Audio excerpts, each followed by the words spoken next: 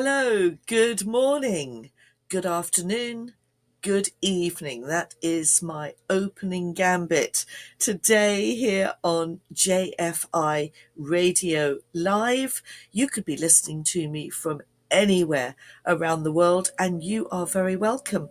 My name is Yousepha Fawcett, and I'm broadcasting to you live from the UK. And for those of you that have very kindly been joining me, you know each week that through this live podcast, I look to bring you some stories from my week, from my professional areas. Now, if you don't know, my professional working areas are lifelong learning, open education, AI in education and training, management leadership, and a little bit of quality and business excellence too. And I love what I do. I've been doing it for a very long time and I still enjoy it. And I think that makes such a huge difference to your work if you really do enjoy what it is you do. Now, each week I prepare for the broadcast and I take some time to do two things.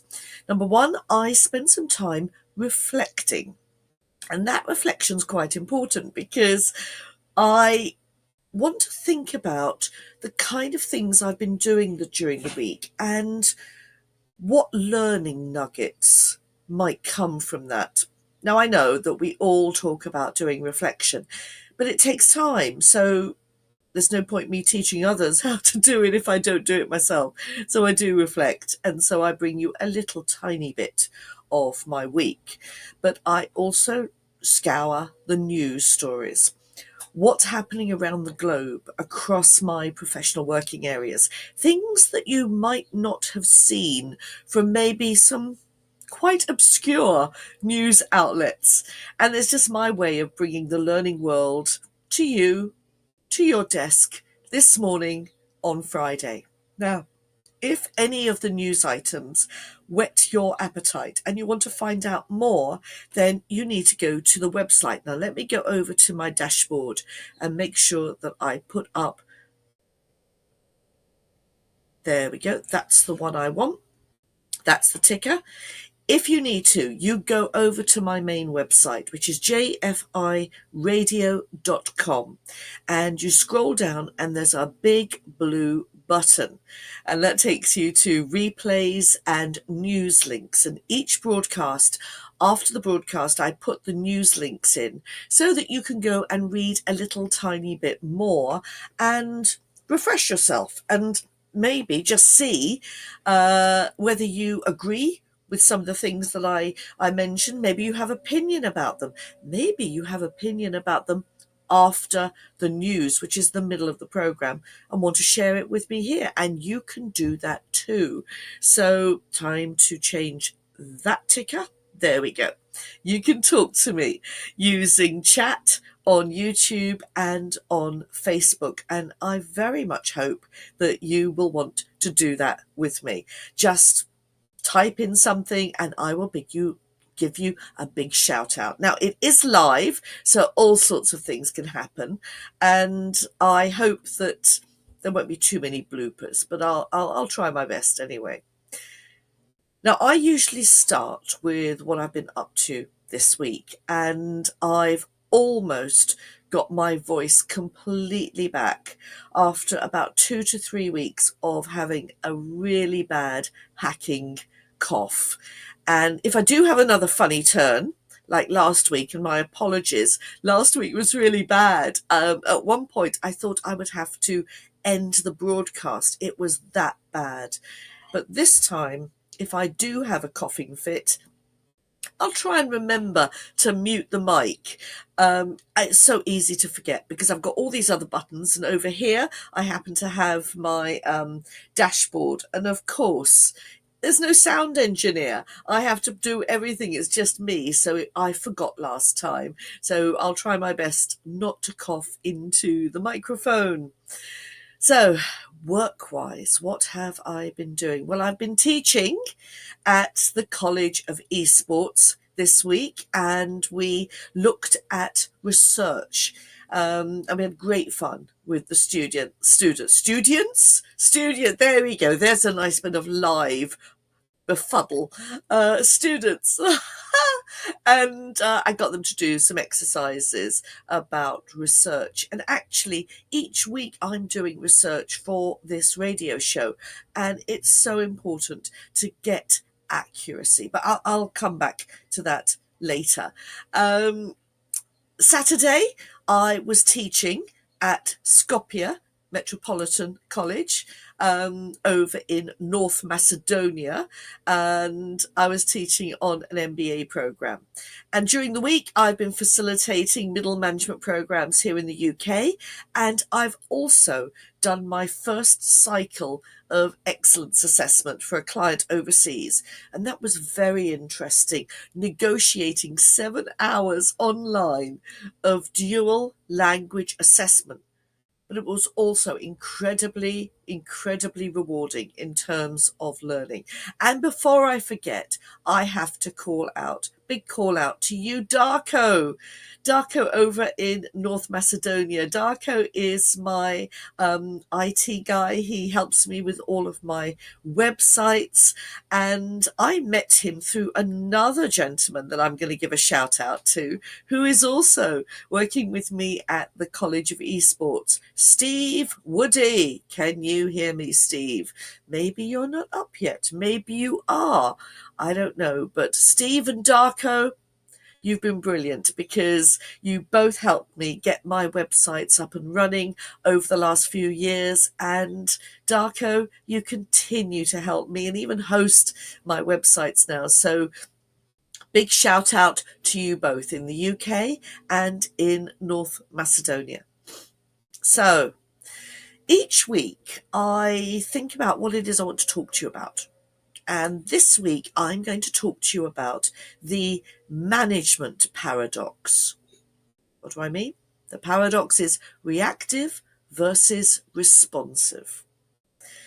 Now, many of us, whether we're leaders, operational managers, we're faced with sometimes some really quite difficult choices, whether to react to immediate things that go on or take time out to respond, to think about it and then respond thoughtfully. And there's a tension here between reactive and responsive management. And the way that we behave affects the way our teams work. And if we are constantly one or the other, it can affect whether they respond or react to us in the right kind of way. Now, when you're working with organizations, those that adopt more of that kind of reactive management approach can be absolutely exhausting if you're more of a responsive person. If you want to take your time and think about it as opposed to quick. That reactive management, it's the firefighting approach. And we often rush to solve things, to solve problems, to put out fires as they arise. And as I said, oh my goodness, it's exhausting. There are times, though, when it's necessary. Of course there are. If, however, we're constantly reacting and we're reaction mode, we can also create a culture of crisis where the teams and the people that we work with become conditioned to wait for emergencies rather than prevent them or behave proactively. And I was talking about this with some of my teams that I was teaching this week. Now, if we go to the other side, we've done the reactive bit because that's the quick, put fires out and feel like it's all a crisis. But responsive, on the other hand, requires something else. And this I have been talking about an awful lot this week in my classes. It requires reflection. It requires you to just slow down a bit and look, have some foresight, do things with intention, anticipate what's coming, try and think about what might be the consequence if I do X. and then adapt. And you know what? Responsive management makes us much more innovative. But okay, if there's an urgency, all right, then yes, reactive is important. But if you've got that luxury, there's no emergency, but you have that luxury, then try being more responsive. And as for reflection, well, I have got to tell you, it comes up in every management and leadership course that I deliver. And people always say to me exactly the same things. I haven't got time to reflect. I haven't got time. Everybody wants so much from me. I am so very busy. And the problem is as much to do with you as it is to do with the way that you're managed, because it's about finding a balance. If we know when to be reactive and when to be responsive, that's a big help. That's a big help. But to do that, you have to become self-aware. You have to just look and ask yourself, what am I like? How am I responding? What kind of culture am I creating in my teams? If all they ever see is me doing this knee-jerk reaction, then number one, you never make good decisions like that. Or if you do, you make the best decision you can in the moment, particularly if there's a crisis. But if there's no crisis, then people get used to you behaving that way. And it doesn't engender team support. And it also does something else. Very interestingly, it makes the team depend on you. And that stops them thinking, which is not what you want. You want your team to think for themselves. You want, and whether these are teams of people that report to you inside an organization, or whether these are teams, networking teams that work with you, but they're all freelancers or run their own businesses and you run within a network. If all they see is you being totally reactive and knee-jerk, that doesn't build up a lot of confidence in you. They don't feel confident in your decision-making ability. They just say, oh, there they go again. Just reacting. That's what we've come to expect. So I said before, the answer really lies in your own self-awareness and your situational awareness. Everything is context specific. I love that term. Context is everything. And it's about recognizing who you are. And it's about prioritizing some breathing space. And that breaks the paradox. It gives you time to reflect. It gives you time to analyze things properly and to plan. So if we can turn those reactive moments into responsive opportunities, we can create something that a lot of team leaders and project managers actually want to do. They want to foster a culture of proactive problem solving and growth, not knee-jerk just making do. And this relates very closely to the fact that I've been doing a lot of excellence assessment this week as well. So let me leave you with this thought from the first part of the program. What's your approach? Are you reactive or are you responsive? And how can you achieve a better balance? So that brings you up to date with the first part of the program and a little bit of my news. What about the news from around the world? So let's go over to the newsroom. It is Friday, 15th of November, 2024. Here are the global news headlines. Enjoy.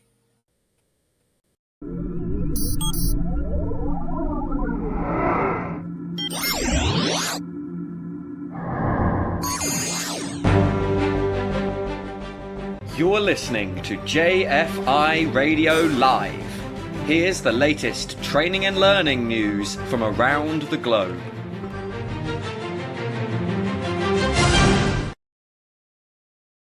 From JFI Radio Newsroom, here are the latest global news headlines.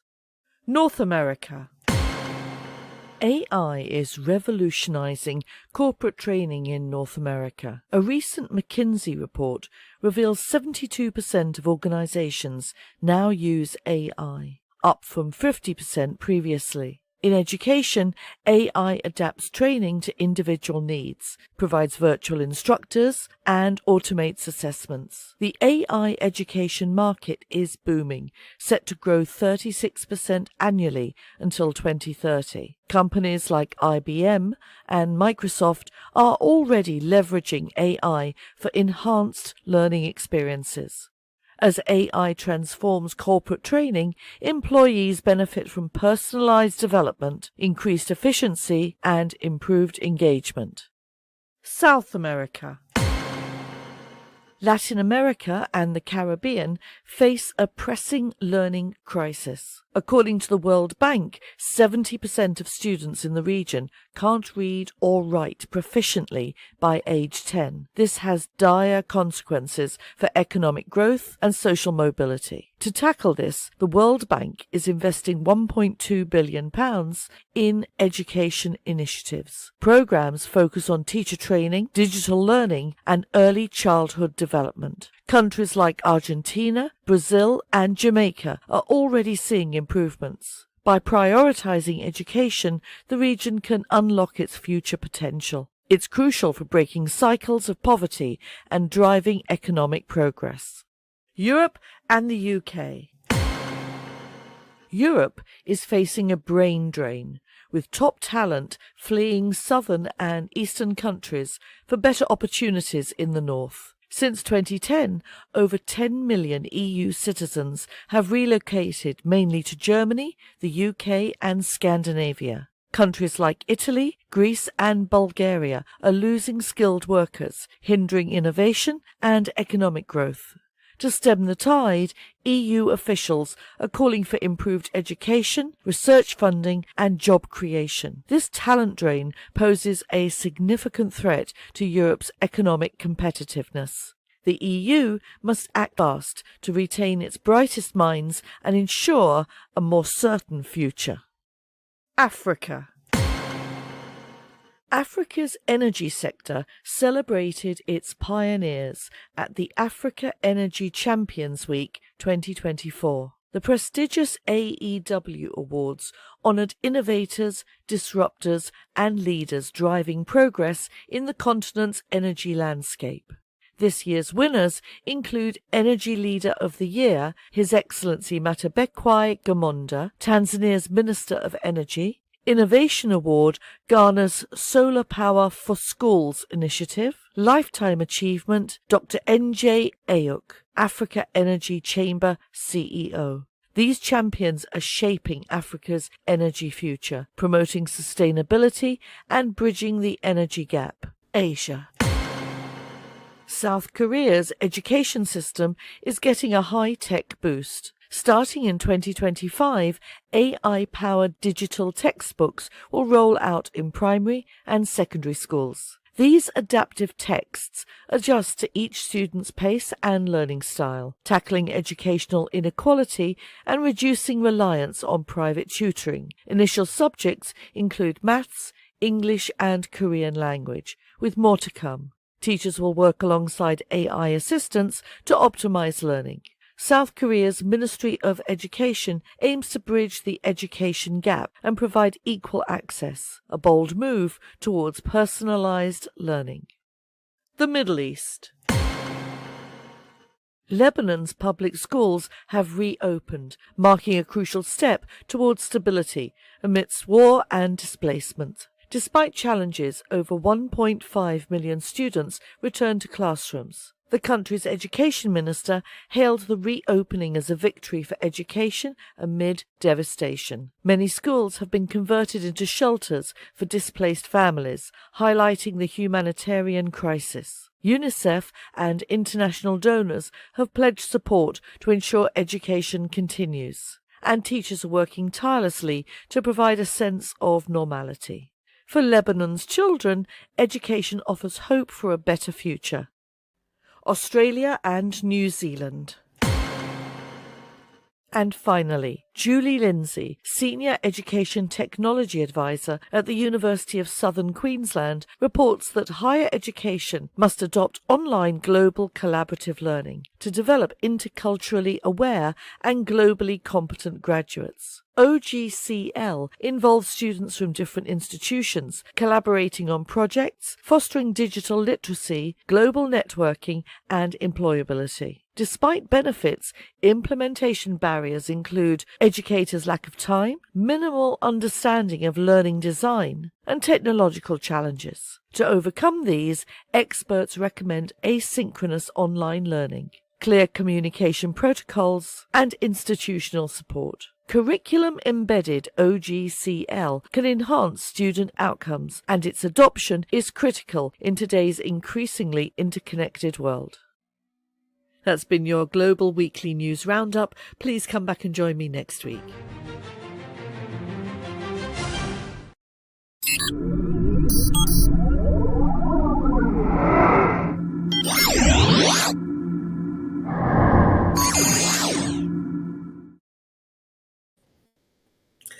And I hope you enjoyed that. So let me put the right tickers up for you so that you know where to go and what to do. There are back episodes of JFI Radio and all of these lives and pre-records I've been doing since 2015. If you want to catch up with anything that I've said and done before, then you're very welcome. Go to tinyurl.com/JFIR-Spotify, and that ticker is just coming round again. Spotify, tinyurl.com/JFIR-Spotify, and you can hear all of the back episodes.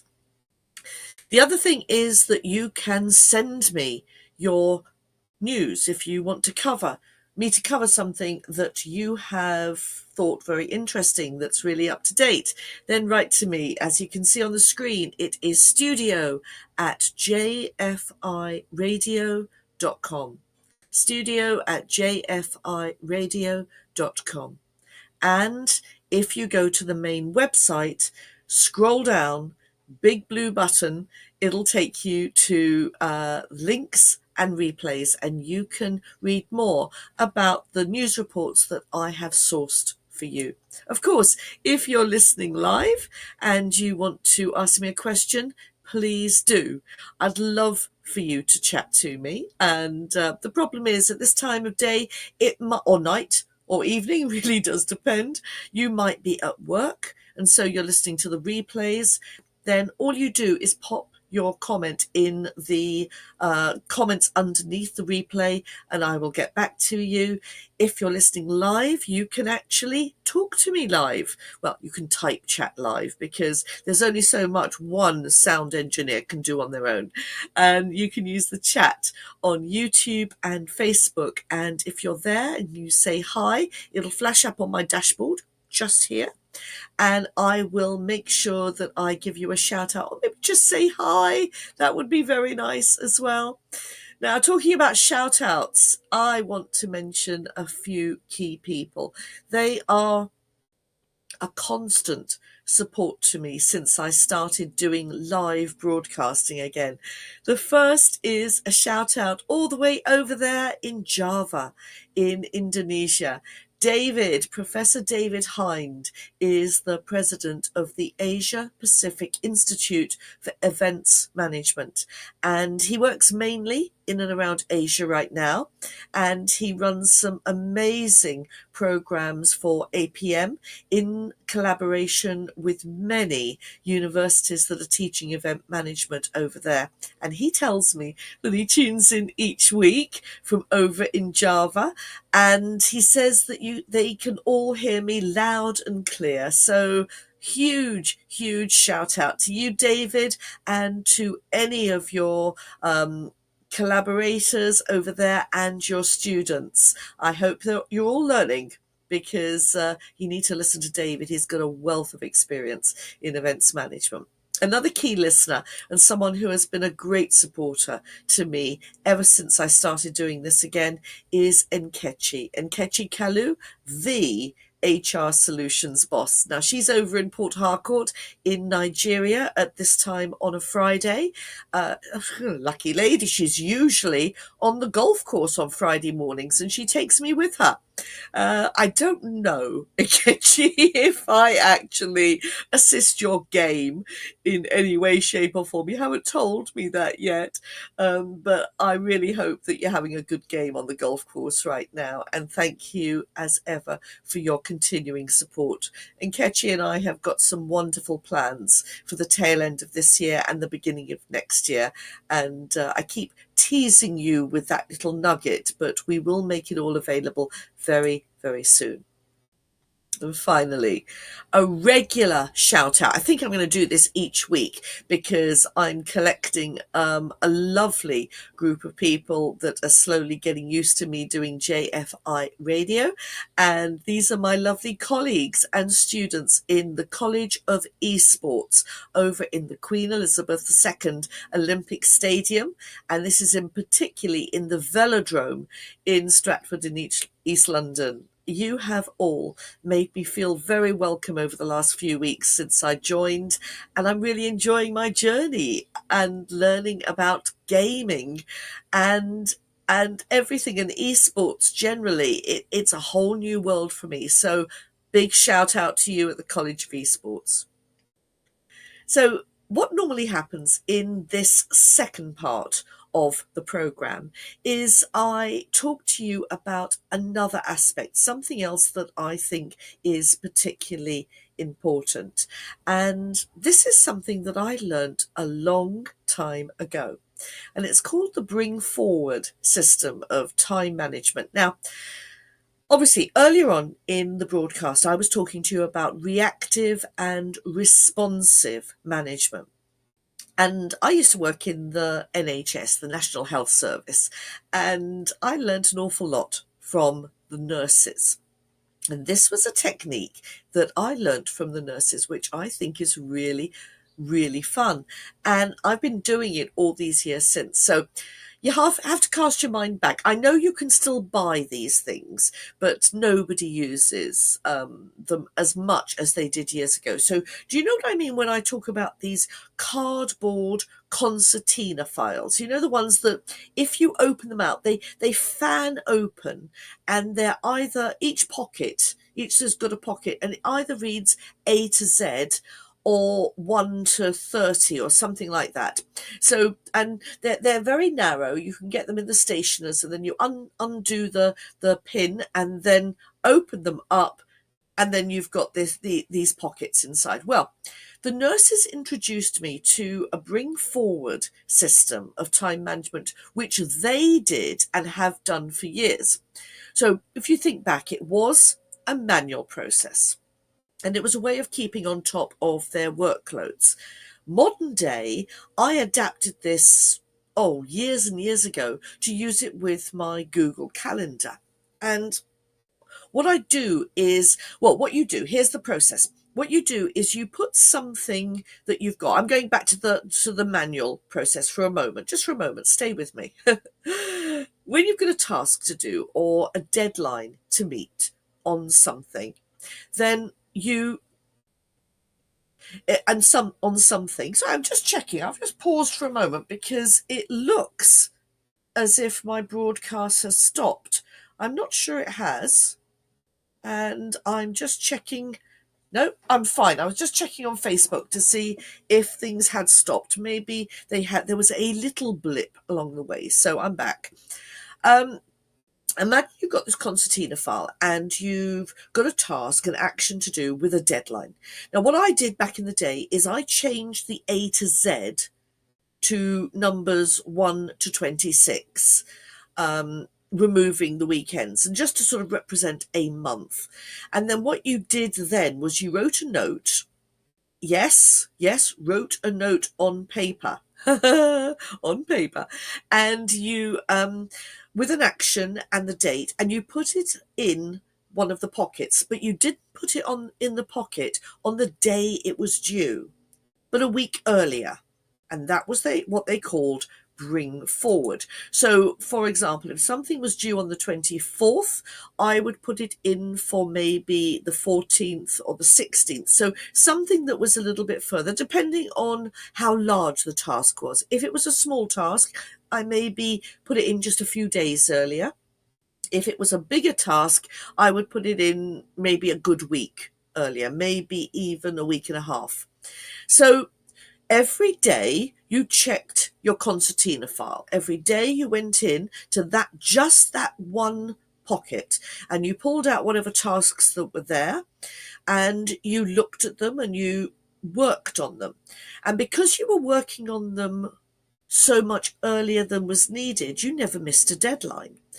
Okay, sometimes you didn't get everything that needed to be done on that day. So all you did was you took that piece of paper and you put it into the pocket the next one, so the next day, and you would do a little bit again, depending how large it was.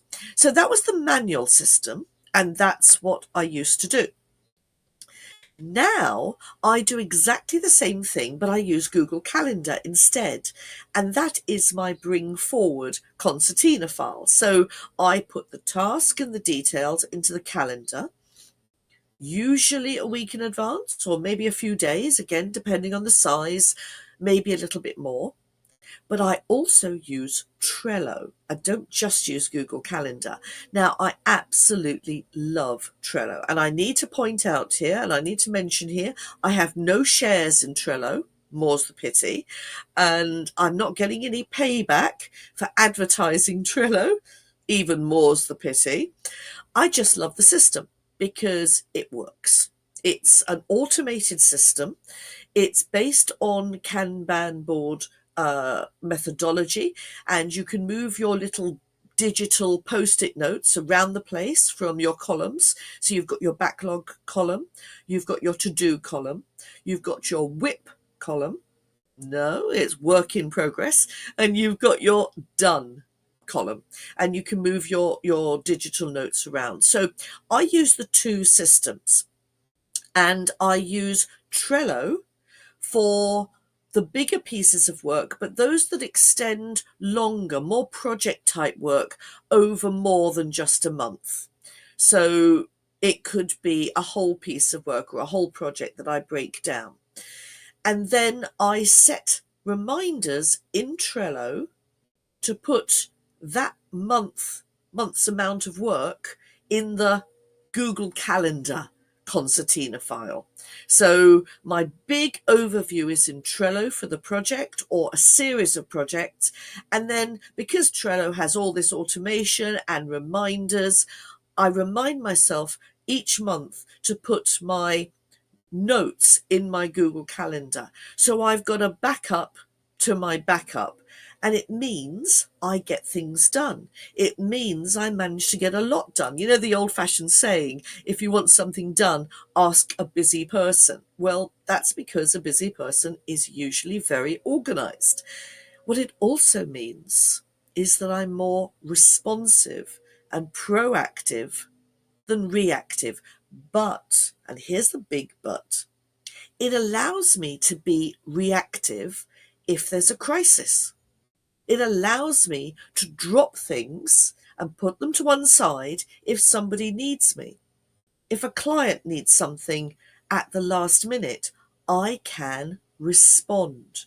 Why? Because I've got everything else in the back office, in the back room, in Google Calendar and Trello under control.